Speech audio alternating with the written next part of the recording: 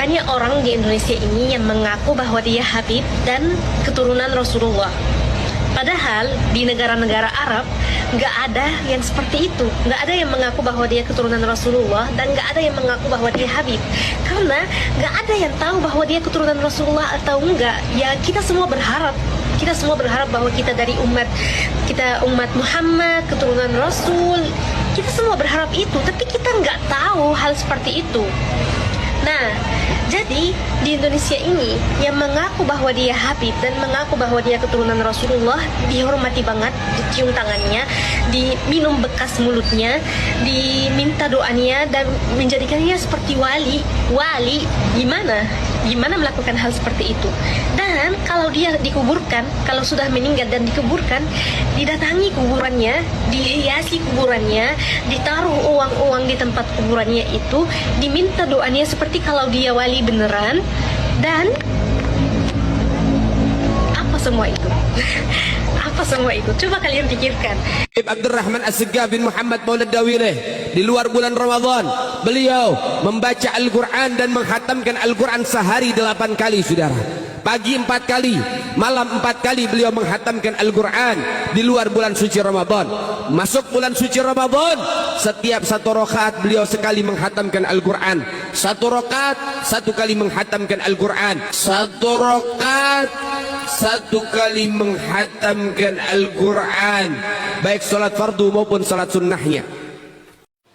Habib Salim Jindan dikabarin sama muridnya, Beb, Maman meninggal. Innalillahi. Sianto orang baik, kata Habib Salim. Sekarang lagi diapain jenazahnya? Lagi pengen dibungkus, Beb. Ya udah, nanti kalau pengen dibungkus mukanya jangan ditutup dulu, tungguin gue datang. Ini bahasa Betawi nih. Datang Habib Salim Jindan, ngelihat tuh jenazah tuh, pengen dibungkus, pengen ditutup kain kafannya. Beliau ambil kertas kecil, kertas kotak kecil, beliau tulis, ada yang ditulis sama beliau, ditaruh di bawah kepalanya si jenazah. Deh, tutup. Sebelum ditutup, habis beliau tulis, ditaruh tuh kertas, beliau bilang, Man, gue tahu lo ibadahnya berantakan, tapi lo cinta sama dzurriyyat Nabi Muhammad, ikhlas dari dalam hati. Nanti kalau malaikat munkar nakir datang nanya pertanyaan kubur, jangan lo jawab, Man, lo kasih surat dari gue, lo masuk surga tanpa hisab. Saat ini tempat kita kedatangan kiswah penutup makam baginda Nabi Muhammad. Jadi kiswahnya kita sudah bawa, ada kiswah Nabi dan ada kiswah Ka'bah. Kalau kiswah Ka'bah Anda banyak dapetin, Anda bisa melihat, Anda bisa menyentuh. Ketika Anda haji dan umrah mungkin itu terjadi, dan Anda bisa menyentuh dan mencium kiswah Ka'bah. Tapi kalau kiswah Nabi ini adalah hal yang sangat sulit, saudara. Jangan lagi sentuh kiswah Nabi yang ada di dalam hujrah Nabi. Anda sentuh saja pagar yang menghalangkan daripada jamaah dengan megamnya Rasul Shallallahu Alaihi Wasallam, mungkin Anda sudah diusir, saudara. Dikatakan syirik dan lain sebagainya. Namun subhanallah dan alhamdulillah, ternyata Allah takdirkan yang ada di dalam kamarnya Rasulullah, makbarahnya Rasulullah, kuburnya Rasulullah, ternyata kiswah itu bisa datang ke Madura. Assalatu wassalamu alaika ya Rasulullah. Assalatu wassalamu alaika ya Rasulullah.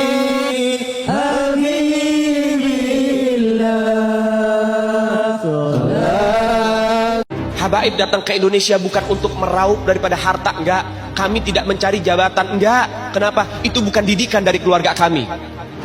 Didikan keluarga kami, lihat bagaimana Al-Habib Salim bin Ahmad bin Jindan, saya punya kakek, keluar masuk penjara. Kenapa bisa keluar masuk penjara? Membakar semangat perjuangan masyarakat Indonesia untuk merebut kemerdekaan, saudara. Al-Habib Ali bin Abdurrahman Al-Habsyi Kuitang, beliau yang memfatwakan ketika tanggal 17 Agustus Soekarno membacakan teks proklamasi mendeklarasi daripada kemerdekaan di Indonesia. Beliau di hari Jumat itu, ba'da Jumat beliau fatwakan, sekarang saya fatwakan setiap tanggal 17 Agustus wajib pasang bendera merah putih di rumah-rumah kalian. Siapa yang nyuruh? Itu fatwa Habib Ali bin Abdurrahman Al-Habsyi Kuitang. Bendera merah putih, siapa yang memberikan instruksi kepada Bung Karno untuk membuat bendera merah putih sebagai bendera Indonesia? Itu adalah fatwa Al-Habib Idrus bin Salim Al-Jufri Palu Al-Khairat. Lambang negara Garuda, siapa yang buat? Al-Habib Asy-Syarif Hamid Al-Gadri dari Pontianak, keluarga baginda Nabi Muhammad. Lagu 17 Agustus, Pramuka, lagu syukur, siapa yang buat? Al-Habib Husin Al-Mutahhar dari Semarang, dzurriyyat baginda Nabi Muhammad. Jadi Anda jangan berpikir, nih habaib di Indonesia jasanya apa? Banyak, itu yang baru kecatat. Itu yang baru ketahuan. Masih banyak lagi daripada keluarga Nabi Muhammad yang tidak mau masuk buku karena perjuangannya ikhlas karena Allah dan Rasul. Banyak, saudara. Siapa Imam Bonjol? Semua pasti bilang pahlawan. Betul apa enggak? Imam Bonjol pahlawan Indonesia bukan? Pahlawan nasional bukan? Sekarang siapa namanya Imam Bonjol? Al-Habib Muhammad Syahabuddin. Beliau habaib dari kalangan bin Syahab. Imam Bonjol itu bin Syahab, masih daripada kakeknya Habib Rizik, saudara sekalian. Itu keluarga daripada Nabiuna Muhammad, keturunan Sayyiduna Muhammad. Banyak lagi dari kalangan para dzurriyyat Nabiuna Muhammad SAW yang jasanya besar di Indonesia, tapi kita nggak ada yang tahu. Kenapa? Karena itu kami nggak cari popularitas, kami nggak cari madah pujian, kami nggak cari tempat kedudukan. Yang kami cari ridho Allah dan Rasulnya. Sehingga hal ini perlu diungkap, saudara sekalian. Bagaimana keluarga Nabi Muhammad jasanya besar, dan umat ini harus dihubungkan kembali dan dieratkan kembali kepada keluarga baginda Nabi Muhammad. Ini akhir zaman, kita semua melihat kok bagaimana gencar-gencarnya di media sosial upaya untuk supaya memisahkan umat Islam dengan keluarga baginda Nabi Muhammad. Upaya keras supaya habaib dibenci ada di Indonesia. Membuat bendera merah putih sebagai bendera Indonesia, itu adalah fatwa Al-Habib Idrus bin Salim Al-Jufri Palu Al-Khairat. Lambang negara Garuda, siapa yang buat? Al-Habib Asy-Syarif Hamid Al-Gadri dari Pontianak. Lagu 17 Agustus Pramuka, lagu syukur, siapa yang buat? Al-Habib Husin Al-Mutahhar dari Semarang. Jadi Anda jangan berpikir, ini habaib di Indonesia jasanya apa? Banyak, itu yang baru kecatat. Saya terlantar, saya sebagai istri tidak dinafkahi lahir maupun batin secara layak ya. Dan saya tidak diakui, disembunyikan sebagai seorang istri. Jadi padahal pernikahannya tapi bukan sah, secara pernikahan sah secara agama. Okay. Ya, secara pernikahan sah secara agama. Atau pernikahan sirih gitu ya. Disaksikan para habaib dan juga keluarga saya. Pernikahannya sah secara agama.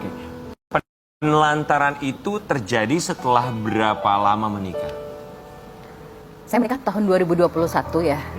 Jadi di awal 2021 itu sudah ada penelantaran, kurang lebih 2 sampai 3 bulan. Lalu di tahun berikutnya ada penelantaran lagi kurang lebih setengah tahun. Penelantaran ini nggak pulang gitu ya Mbak? Ya, nggak pulang? Iya, saya nggak didatengin gitu. Jadi gini. Sebentar Mbak, kalau nggak didatengin jadi beliau tinggal di mana? Kita kan beda rumah. Beliau kan punya pondok. Beliau punya pondok pesantren, saya punya rumah sendiri. Posisinya waktu itu di Bekasi gitu ya. Itu beberapa unsur adanya dugaan tindakan abusive secara psikis. Kemudian yang paling penting itu adalah sebagai istri, bukan hanya disembunyikan, tidak diakui, itu kan saya bisa dapat fitnah ya. Zina lah apalah, padahal saya dihalalkan atas nama Allah begitu dengan saksi-saksi yang sah dalam hukum syariat agama gitu.